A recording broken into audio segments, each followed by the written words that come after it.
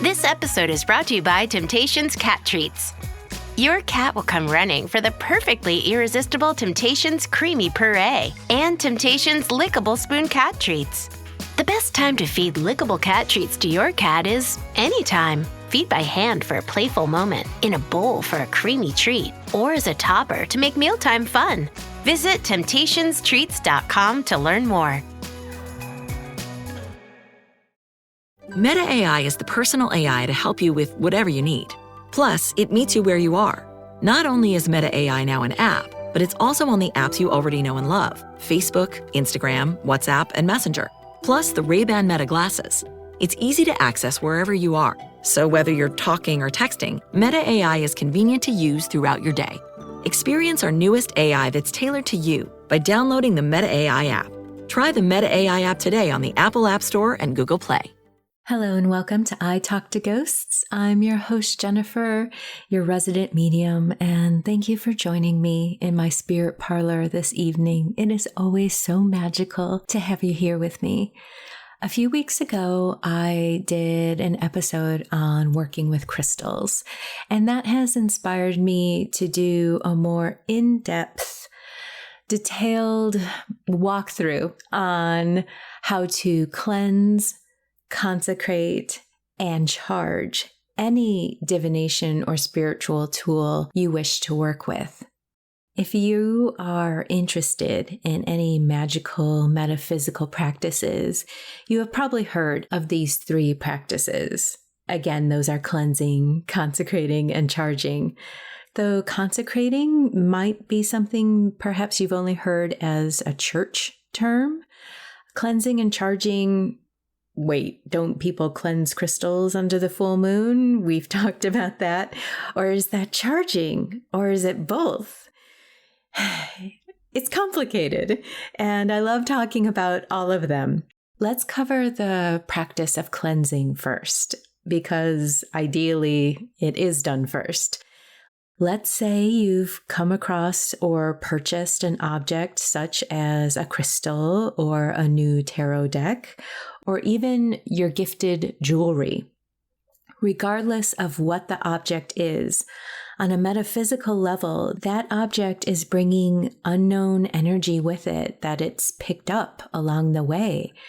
Take a crystal, for example. What was the environment of the store it came from? Was some random person in a really bad mood when they packed it into a box and shipped it to you? Had it sat neglected on a shelf collecting dust next to a space used for anger management classes? And this crystal is supposed to help you sleep? Cleansing unhooks items from their past vibrations. It's a nice little psychic reset for when you're working with something on a spiritual level. Happily, there are plenty of simple cleansing methods to remove counterproductive energies and spicy misplaced vibes. You can burn a cleansing incense such as benzoin or sandalwood and run the object that you're wishing to cleanse through its smoke. You can also bury the object you wish to cleanse in the earth for a while. Our earth is a wonderful resource that loves to absorb and reset energy. Just don't forget where you buried your object. You can also hold the object under running water, visualize the energy being literally cleansed off of it. Speaking of water, you can soak the object that you're hoping to cleanse in salt water, or you can place it in a bowl of salt as well. Salt is very cleansing. If possible, you can wave an object over a candle flame for cleansing, or even, if possible, placing it inside a fire. Obviously, use caution and only do this with an object that it makes sense to do so with. Which is a point worth making again. Choose a cleansing method that works with the object you're cleansing. Don't put metal in a saltwater soak. Don't throw your new tarot deck into a swift river current or bonfire, that sort of thing. As long as it isn't destructive to the object you're cleansing, feel free to pick the method that works for you. Think of working with an element, earth, air, fire, water. What seems intuitively appropriate to you? Oh, and you can cleanse and charge your objects under the full moonlight if you're willing to wait for the right time in the lunar cycle. Now that you've spiritually scrubbed away all psychic mildew and unsightly bad vibe stains, we can move along to consecration. What is consecration? It's the blessing and dedication of an object to make it sacred through a small action or rite. Cleansing may normally be enough, but in certain circumstances, you may want to dedicate and make an object sacred. And yes, let me tell you, you do have the power to make something sacred, especially if it's something sacred for you. What type of object would you be interested in doing this for? A good example is a pendulum for scrying work. Pendulum, just like tarot cards or other divination tools, you'll want to consecrate it to declare its use and intent, as well as protect it by stating who you wish to communicate with through it, such as you're dedicating these tarot cards to communicate with your higher self or angels, personal guides, your deities, or nature spirits. See how this could be really important, and it makes a lot of sense?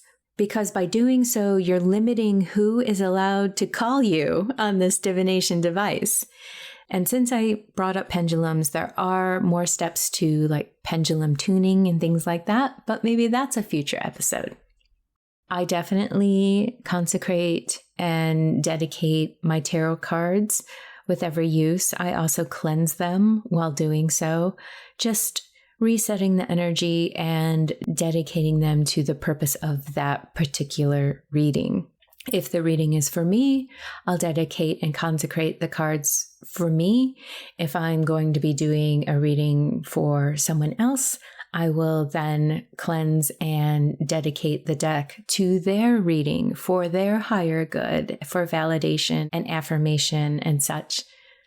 And then the next important step after the reading would be to thank the energy for their helpful, supportive work, as well as cleanse your tarot or oracle deck again. To consecrate an object, do some of the following. Say a prayer over your object and dedicate its use. This is usually what I do with my tarot cards. You may include a dedication to your deity as well.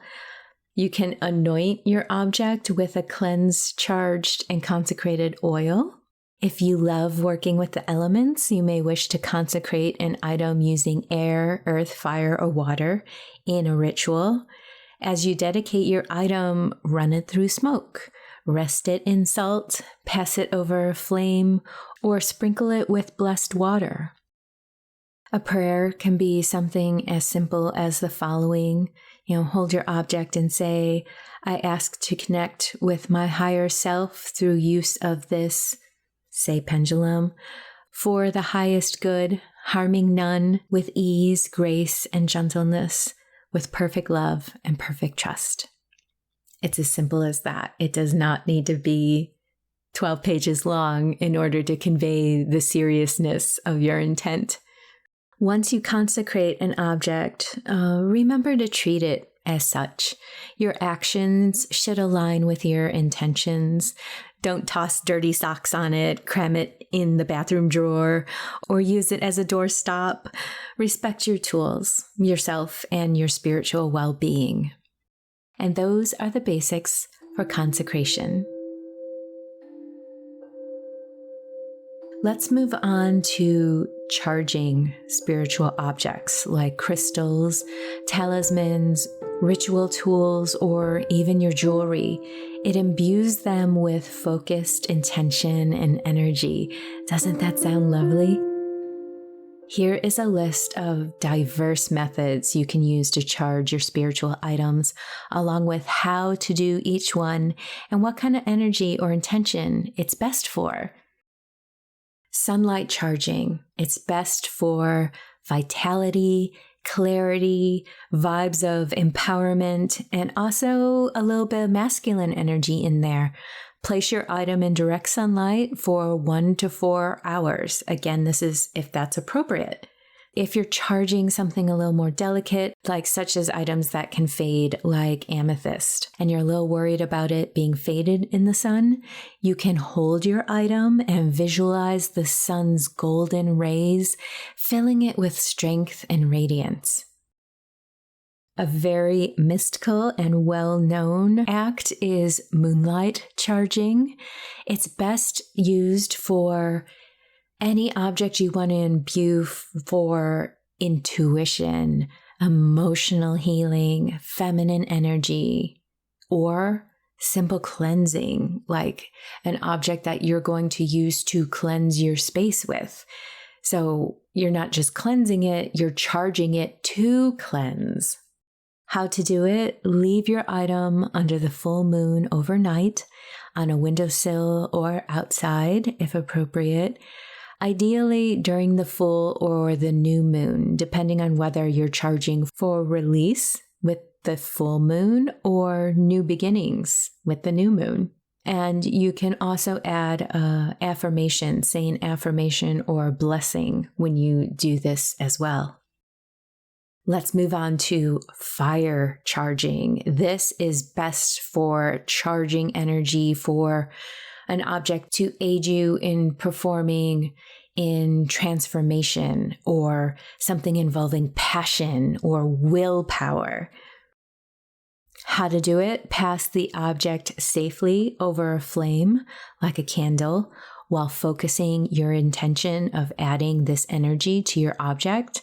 This is great for ritual blades, protective charms, if possible, or anything representing change and transformation and to aid you in that journey. Let's move on to earth charging.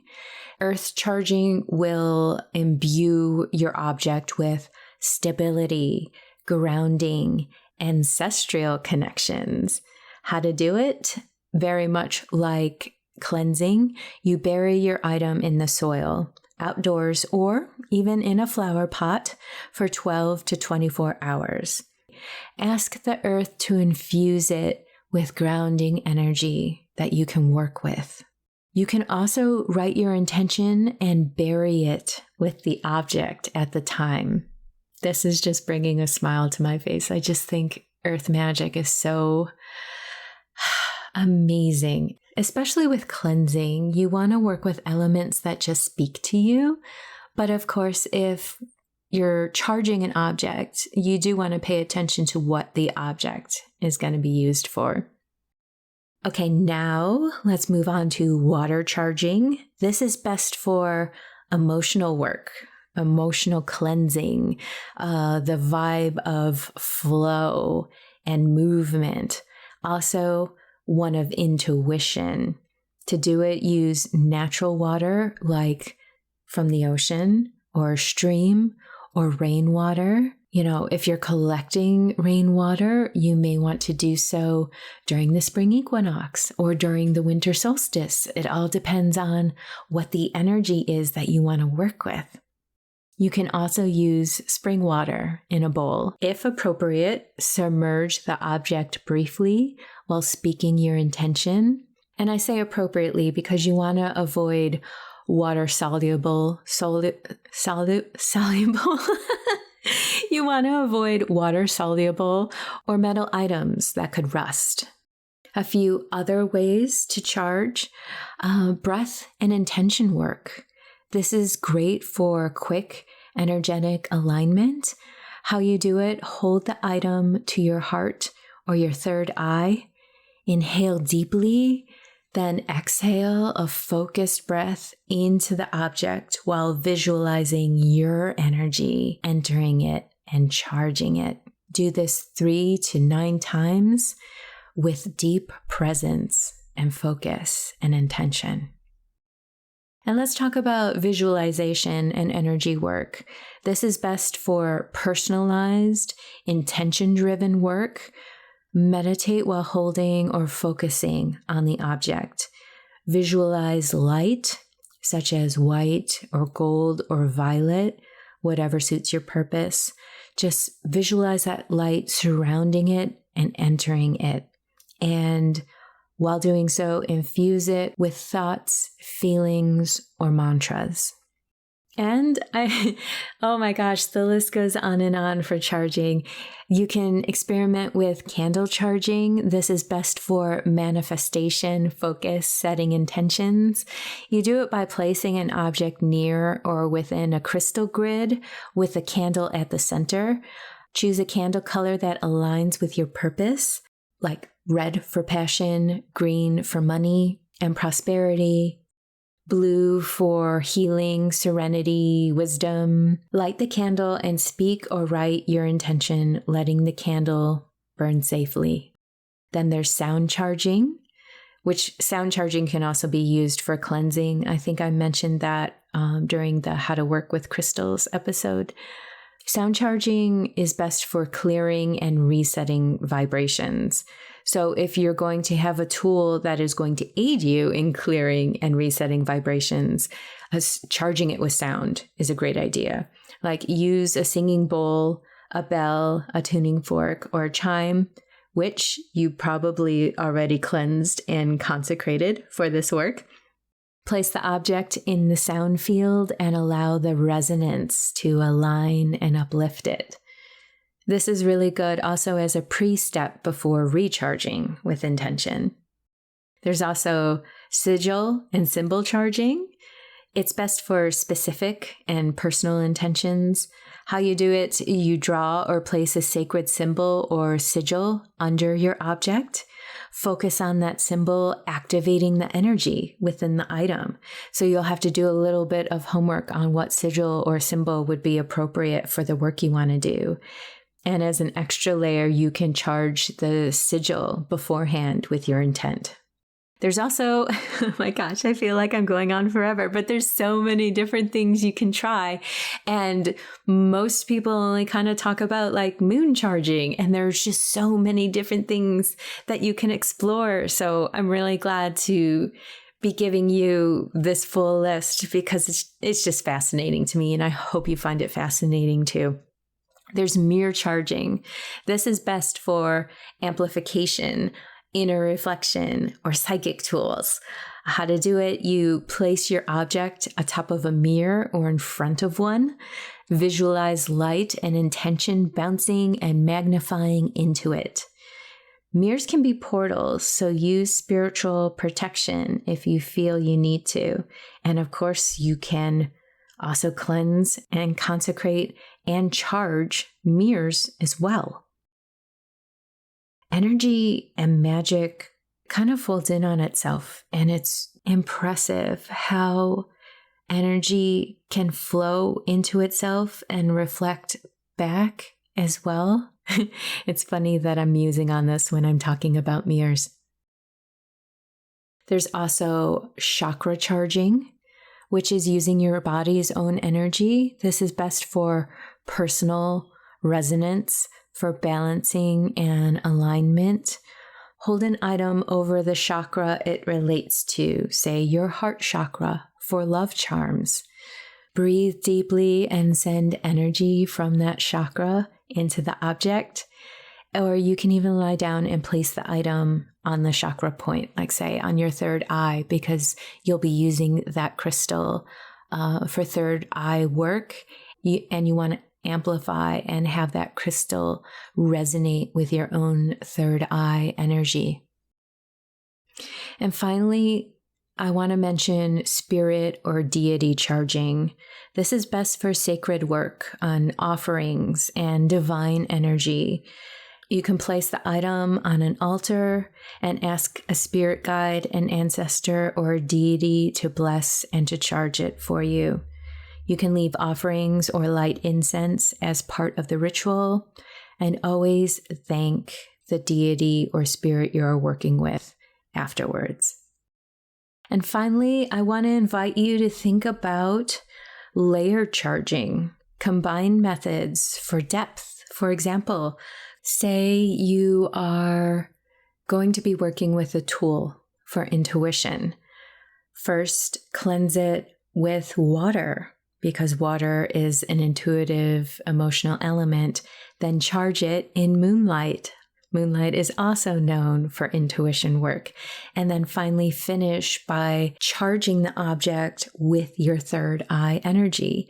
How personal does that sound? That you're selecting an object of choice and you're putting so much personal intention and energy into it. It's bound to amplify anything you plan to do while working with this object. Wow, I feel like I covered a lot of ground. If there's anything you wish me to expand upon at a future time that we meet in the Spirit Parlor, please let me know. I would be happy to do so. Also, do you have your own favorite cleansing method or consecrating dedication method or charging method? I love hearing your ideas, so please email me anytime at speaknow@italktoghosts.com or leave a comment where you can so we can keep the conversation going in the community. Thank you again for spending your time with me this evening, and I hope you join me again soon. And of course, the invitation is always open for you to join me on Fridays for ghost stories and my spirit work. Until then, take care.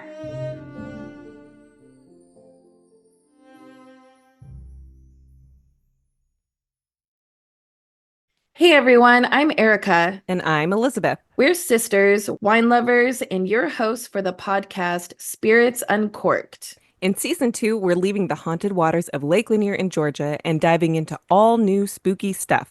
Shadow people? I've seen them. Haunted military bases? I've served on one. Local restaurants with ghostly reputations? I work at one. Okay, if something spooky doesn't happen to you, I worry about you. The paranormal is my normal. Plus, we'll sip and chat with horror authors, fascinating guests, and test out some superstitions along the way. Knock on wood. So uncork a bottle and pour a glass of the paranormal with us on season 2 of Spirits Uncorked. Get ready for sips, scares, and sisterly sarcasm.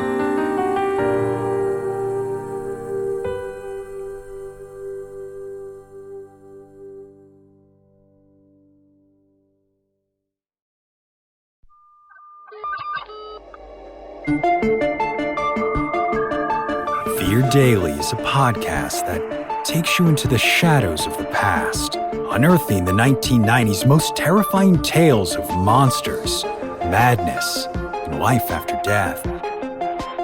Discovered on a forgotten bulletin board server somewhere in Pennsylvania's Rust Belt, these stories are an archive of humanity's strangest encounters with the unknown as told by the people who experienced them.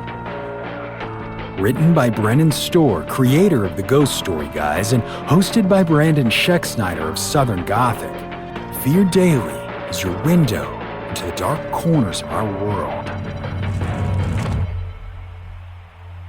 Follow Fear Daily today on your favorite podcatcher to receive new episodes Monday through Friday each and every week.